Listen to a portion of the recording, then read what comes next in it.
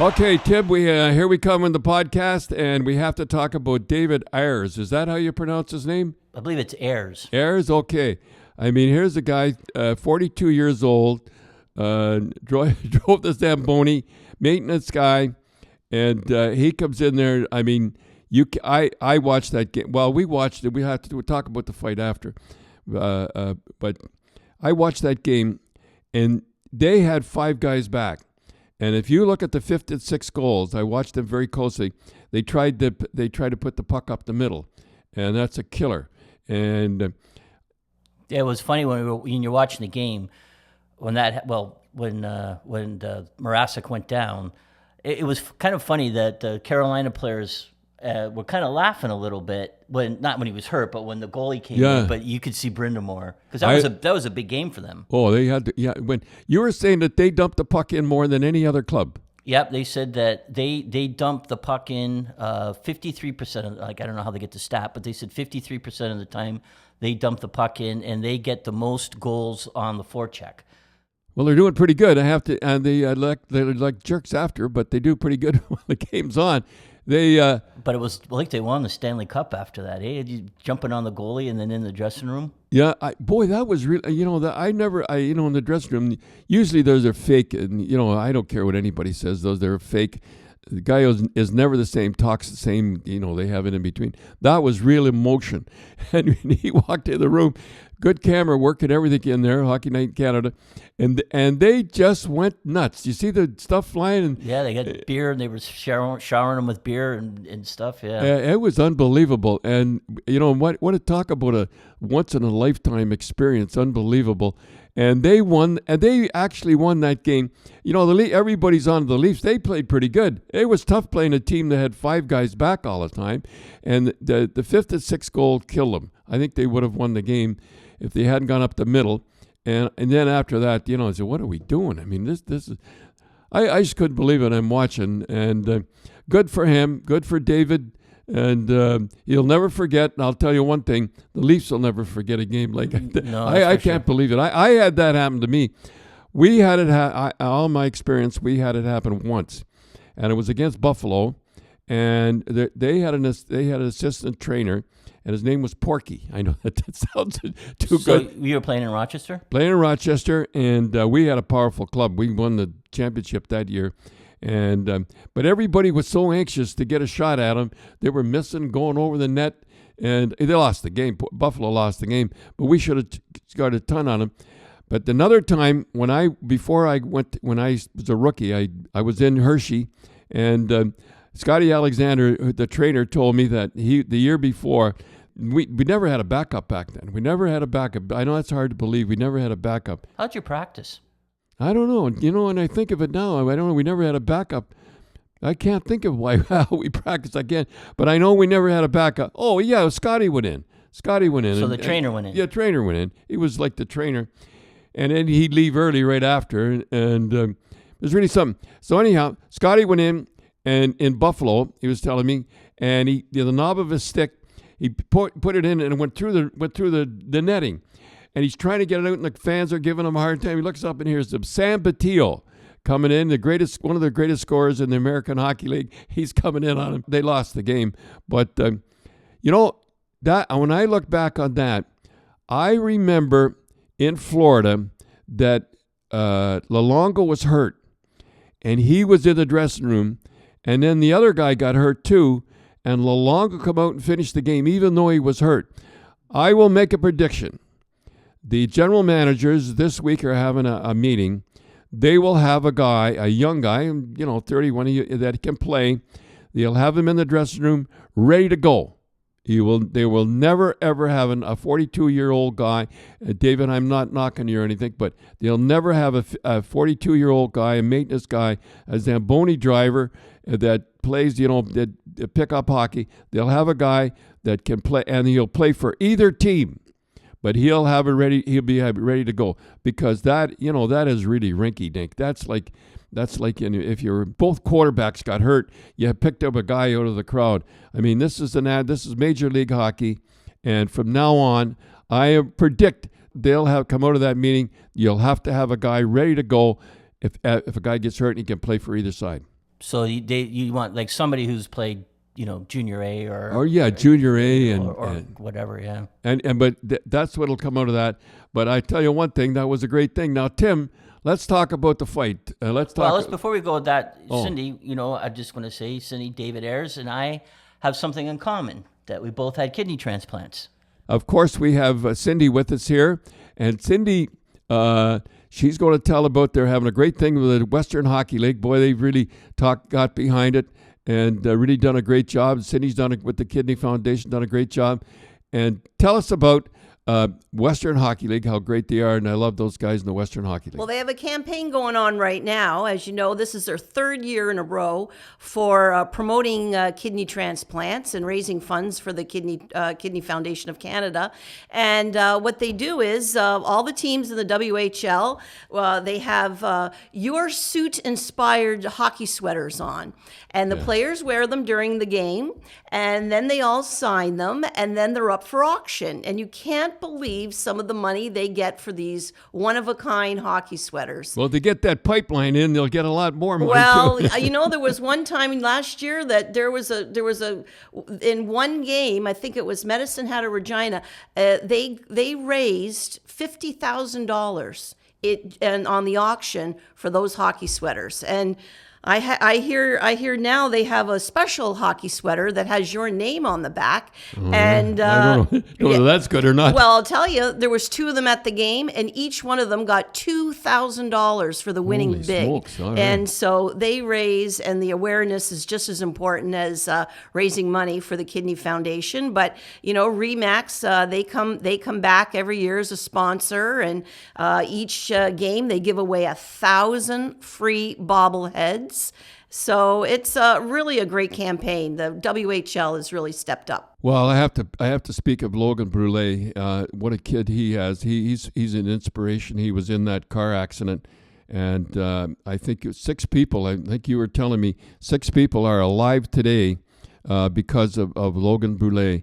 And they have, what was it, about bracelets you can tell about? Well, they have a thing now. His parents have really got involved in transplants and see the value of it. And they have a campaign called the Boulay Effect, and they're selling wristbands that you can purchase to make people aware of what he sacrificed and how many people are living because of him. And if people want to read more, they can go to CanadaDonates.ca. And it tells all about where the games are and about the Boulay Effect and the whole deal. Well, it's a funny thing. Your people that are listening out there, they're thinking, kidney transplant. I don't know anything about that. And I remember, Tim, how old were you when about 15 and about? When I had the transplant? Yeah. No, I was 13. How old? 13? 13, yeah. Yeah, I remember you, and your leg, your foot was swollen a little, and I knew nothing about it. I'm like 99% of the people out there. I knew nothing about kidney transplants or transplants or anything. In fact, during that, this guy come up to me and says, I've been dialysis for 2 years. Oh, that's good. I had no idea. So we took you in. I remember taking you into the hospital, and he said, and the doctor said, you're getting in the hospital. His foot's only swollen. He says, in the hospital right now. And remember Dr. Heron. Dr. Heron, well, you won't forget. Mm-hmm. And he was tough to understand. He had an Australian accent, and he spoke low, and I'm pardon. And but I remember we had the meeting, and we're getting carried away here, but we had the meeting, and Rose was good, and I was okay, but you were perfect. You were a perfect match. I was a perfect match, and it really went well. We were in the. I got out of the. We had the kidney transplant. Well, anyhow, let me just jump back to the meeting with Dr. Heron, and so we was silence there, and we said, well, what's going on? He says, Cindy, are you going? Well, of course. You said, well, of course. There's no question, and we looked at him kind of funny. He says, wait a minute. He says, there's families right now that I could tell you that do not want, that will not give the kidney, because they just won't, and they're the brothers. And I said, well, I didn't know what to say then. And, I didn't realize, I went through the whole thing and the whole deal and everything, and I didn't realize how important or whatever it was till I saw the two of you being wheeled up the corridor. What in the world, Boy, you were sure brave. I remember, and then after it was over, it was the truth. And Rose sat with you, and I went and sat with Timothy.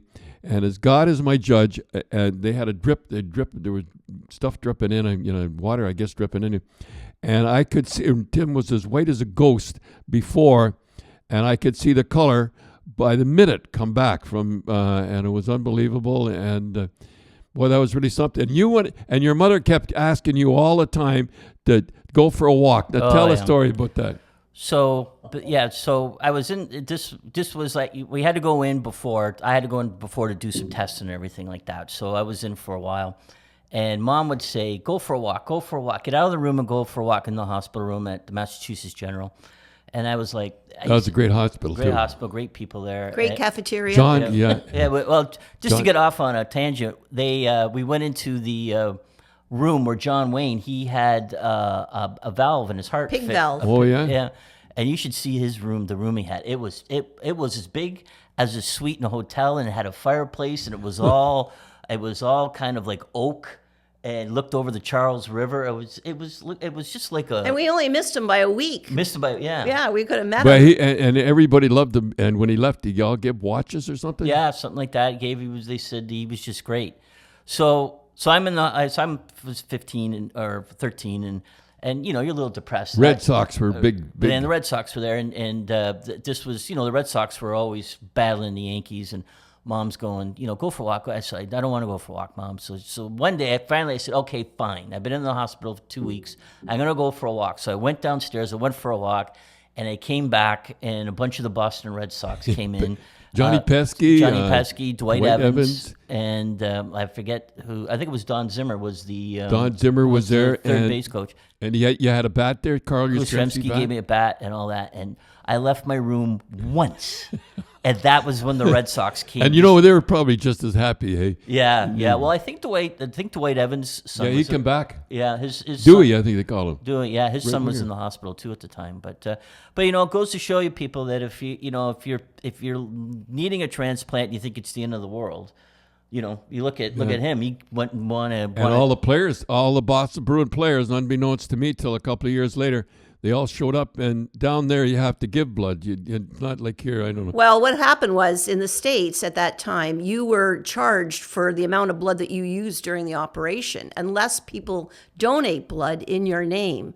And all the Bruins, and more importantly, their wives went down. Their wives? The wives went down and all gave blood in our name. And they, of course, would never have told us. And the only reason I knew and I found out was because when we were in the wives' room, Paula Schmatz was upset that she couldn't donate blood. This was afterwards. And because she was under 100 pounds, she weighed under 100 pounds and they wouldn't take her blood. So that's how we found out.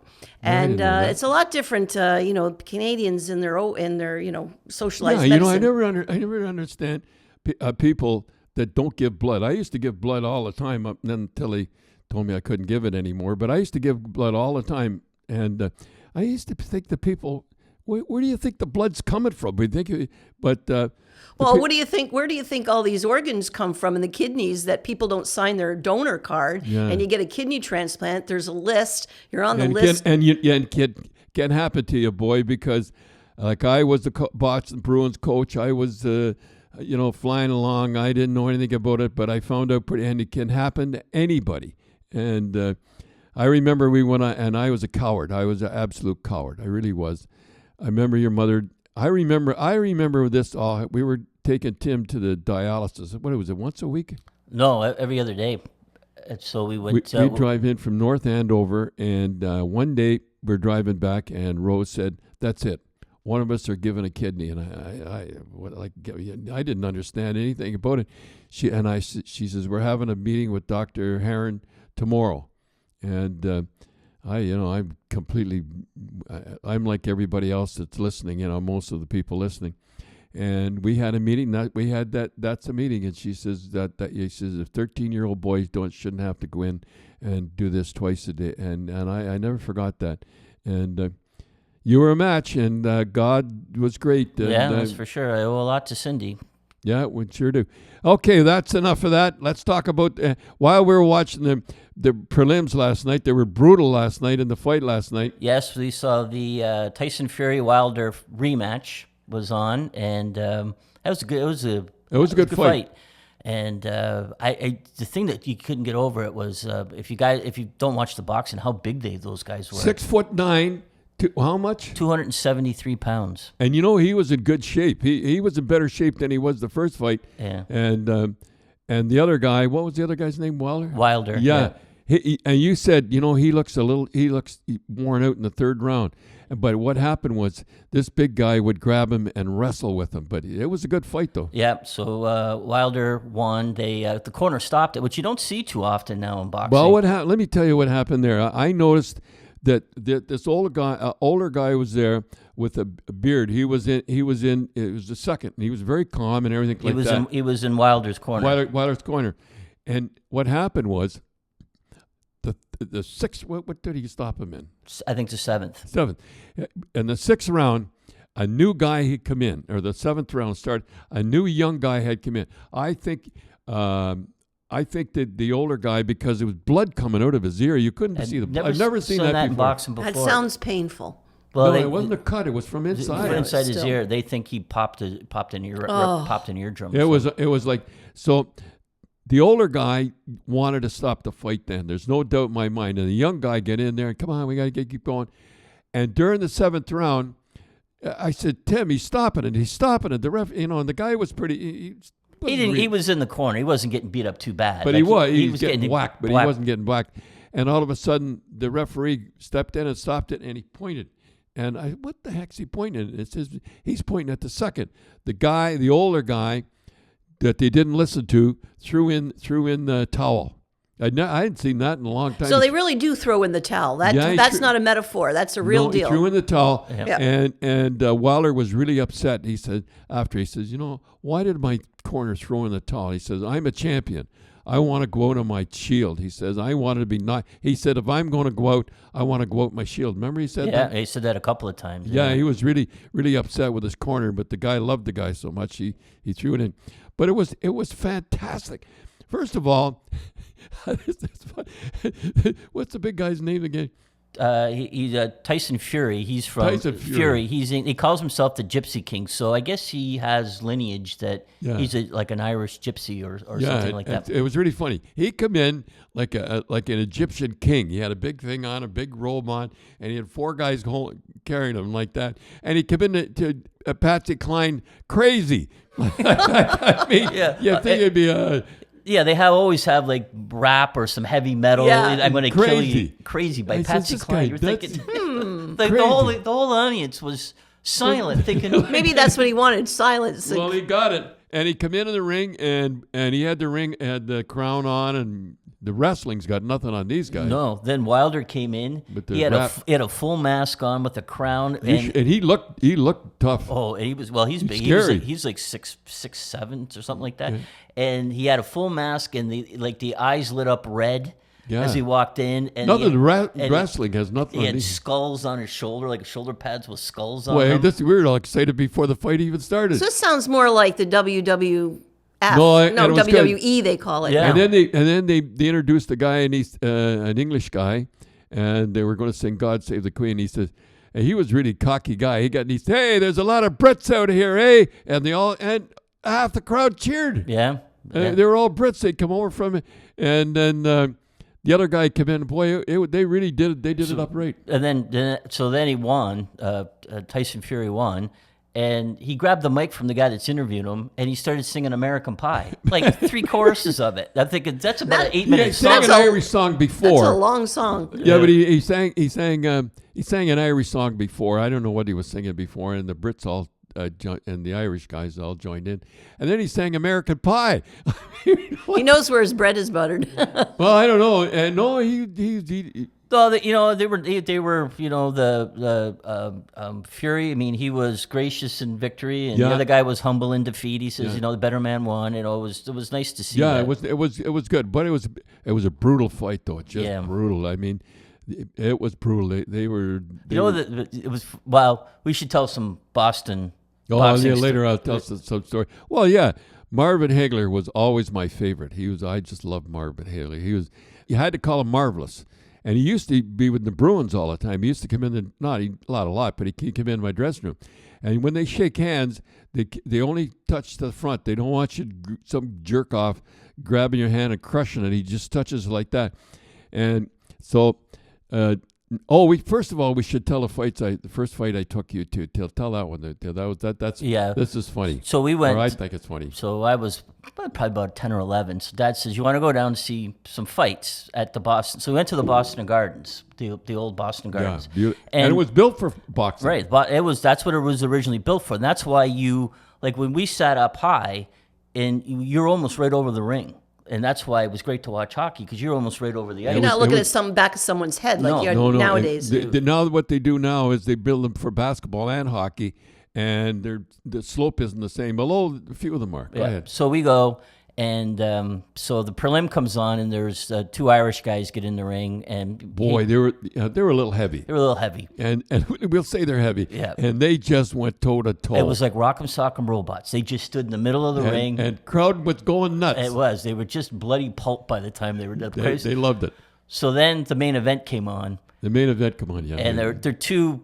They were good. They're good guys. Tin canners, but they were good. And they would like tap and get out, and they were kind of running and tap get out.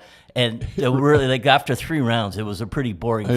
It was the main, and they paid big dough. It went quiet. Remember? Yeah, so it was all quiet. And what the guys? The guy. This is the funniest thing, and everybody's thinking the same thing. Bring back the fat guys. No. And I tell you, I never forgot that. There's something like Boston just fans. Roared. Yeah. And because it was such a great fight. That's what the people love to see. What was the guy said to you one time?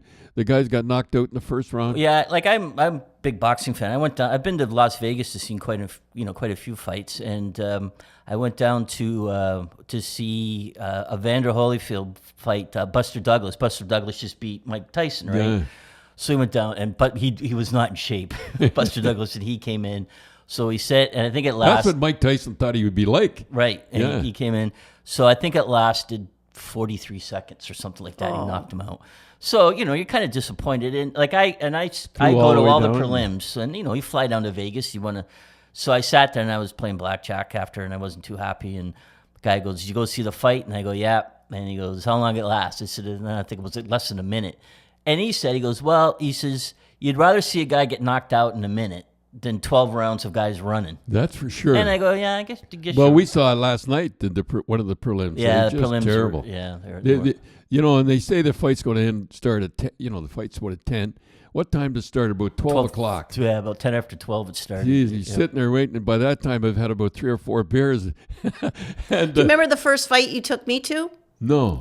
You took me to one and only boxing match was Sean O'Sullivan. Took me to see him. And the thing that I remember the most about boxing was that when he would go up against the ropes, because he was so white, right? He was just a pasty-faced Irishman. The rope burns. Yeah. Remember I said, "Gee, Dad, I don't remember him getting hit that much in the back." He goes, "Cindy," "those are rope burns on his back, and they look painful." That's the only thing I remember about boxing. We love Sean O'Sullivan in Toronto here. Oh yeah, they bring in guys from other countries that couldn't fight, and he'd win. We knew it was sort of a setup. It didn't matter. We kept coming, and then he fought. Simon Brown. Simon Brown, and I remember Simon Brown. Who was the Leonard was the guy that Sugar Ray Leonard had kind of taken over promoting Sean O'Sullivan. Oh, we loved Sean O'Sullivan. We had him on, and had him on Grapevine. I think we had him on the Grapevine. For we had sure. A couple of times, boy, he was an Irish guy. Very mannerly. He was a beautiful He was getting boy. ready for the Olympics because he was in the. Yeah, he did great in the Olympics. But you said that somebody said that he had too many amateur fights. Well, we had George Chuvalo on quite a few times too, and we had him on just as Sean was turning pro. And so I asked George Chuvalo off camera. I said, "How do you think Sean's going to do?" Well, I said, "We're going to ask you, how do you think Sean's going to do?" And I think George says, "Please don't." He goes, "I don't want you to. Don't ask me that." And I go, "Okay." And I said, "Why?" He says, "Because I don't think he's going to do very good." And I go, "Well, why?" He goes, "Well, he's an old fighter." And I go, "Well," I said, "An old fighter?" I said, he says he's fought too many amateur fights. George knew. Yeah, he says he's fought too many amateur fights. He says he's not going to do well in the pros. He says he's got. I think he was saying that he says he's got an amateur boxing mentality, and he says. So Well, after he fought Simon Brown, and that. well, remember that was at Varsity Arena, and we went with Brian Williams and Brian Williams' dad. Yeah. And Brian Williams' dad knew boxing. Yeah, he was a trainer, a young, an older fellow. Yeah, and he sat down and Remember, we had the park a long ways away. yeah, And Tim and I are walking Varsity Arena, and there was about 10 tough guys in the alleyway, eh? Yeah. And I said, Tim, we walked by this. I could see them coming. They could see us coming. I said, just don't look straight ahead. Don't make eye contact. don't just keep going. And he said, hey, Graves, how you doing? They're my type of guy. And then we get in there, and remember, that was the McGuigan fight. Barry McGuigan, yeah. Yeah, that was my McGuigan fight, that Barry McGuigan. But anyhow, Sean O'Sullivan, we just loved Sean O'Sullivan. Yeah, but I mean, just to get back to that fight, he fought a guy named Simon Brown, Yeah, and as they say, Brian Williams, his father, knew was boxing, and he said either this is a complete setup or he's just going to get murdered. Yeah, that was and Sean O'Sullivan wouldn't quit. Eh? He wouldn't go down. And Simon Brown, he was and tough. Simon Brown's manager, afterwards the interview, he was mad, and he says that was a travesty. He says it's like a young boy fighting a man. He says this fight never should have taken and place. we would have went to Sean O'Sullivan, we would still be going because they bring in guys from other countries and he'd knock them out or outpoint them. We thought he was and we still think Sean O'Sullivan is a great guy. Yeah. I got one more story to tell about fighting in Boston. I love the team. And Marvelous Marvin, and you had to call him Marvelous, like I said. Well, just a quick story with that his name was Marvin Hagler, and he said to CBS used to have fights on before, like on the weekends. CBS used to have fights. I know, he used to watch. And he said, well, I want to be called Marvelous Marvin Hagler. And the guy said no. So I don't know if this is a urban myth or not, but this was going around boxing. So he goes, but I like Marvelous Marvin Hagler. And the guy said, well, if you like it like that, get your name changed. So he went and he did. So they had to call him Marvelous Marvin. I call him Marvelous because he was marvelous. And I remember we played in the afternoon, and all the players left, and I was all alone in my little wee office there. And I used to have a fridge there with beer on it. And so I'm watching the game again. I'm at 3 or 4 beers, and I'm feeling pretty good. And and Hagler fought that night. And Hagler fought that night, and the Bull Gang there was so terrific. They could switch it over, put the ring up, and they were unbelievable. So I'm there, and I remember I had a long blue coat, a long leather blue coat, really beautiful. And I had the shirt and tie on and everything. So I come out, so I said, well, I better bring 2 beers with me, and in the paper cups. So I come out, and now I never ever sat, or I didn't know the seats down below, I was always up above, that when you push them down, they went up again. Like, push it.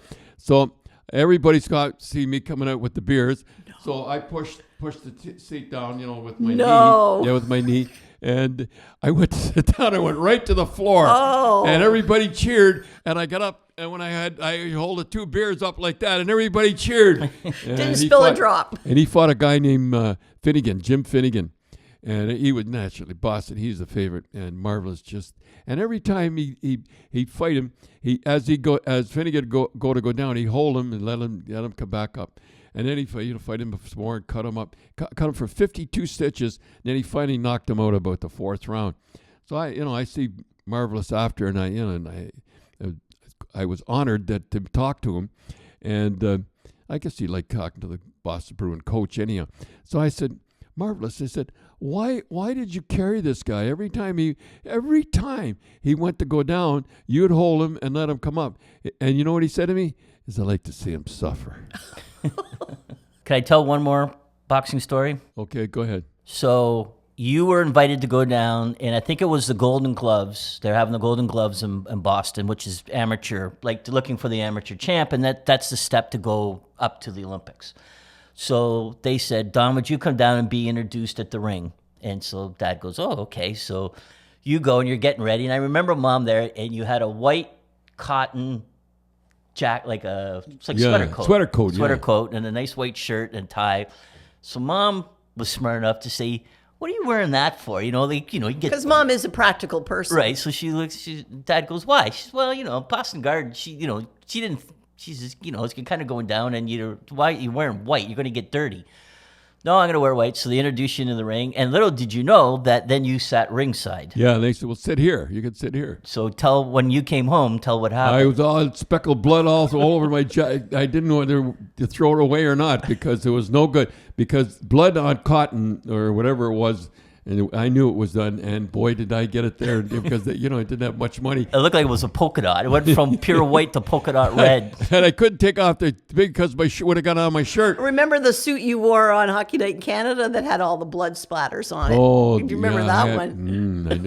I never wore that again. You never wore that again. No, it was like for Halloween, and somebody looked like somebody took a paintbrush and put blood all over it. Do you remember what you did with that jacket? No, I don't. Remember the policeman asked for a fundraiser because for their forensic, you said that their forensic blood splatter. No, they wanted, they wanted to wear it and have their picture taken with it because in the police jargon or whatever it is, there are blood splatter, like Dexter. like the show Dexter. They're blood splatter experts. So you gave it to them. I don't know what I did with it, but I said when I saw it on television, what am I out of my mind wearing that? And I never ever wore it again. Okay, Dad, we're going to wrap it up for this episode, and then, folks, Thursday we got almost 200 questions from Twitter, and we picked a bunch, so we're going to answer some of your questions. And they're great. And I think the first one is, who is it from? The very first one. I know we'll get started Thursday on that, but it's from. Let me double check. It's from Noah Marps at NARPS N91. And what has he asked? He says, when you were coaching the Bruins, and was there a trade by the GM made that really annoyed you, whether it be just a bad trade for your team or a trade involving a player that you really liked leaving Boston? Well, there's two guys, and we'll talk about. We'll talk about it Thursday. I want to get started on it, but I often think when I watch Lafleur putting that puck in the net to tie up the game. If I had this guy, I'm sure he wouldn't have been there. Anyhow, we'll talk about that Thursday.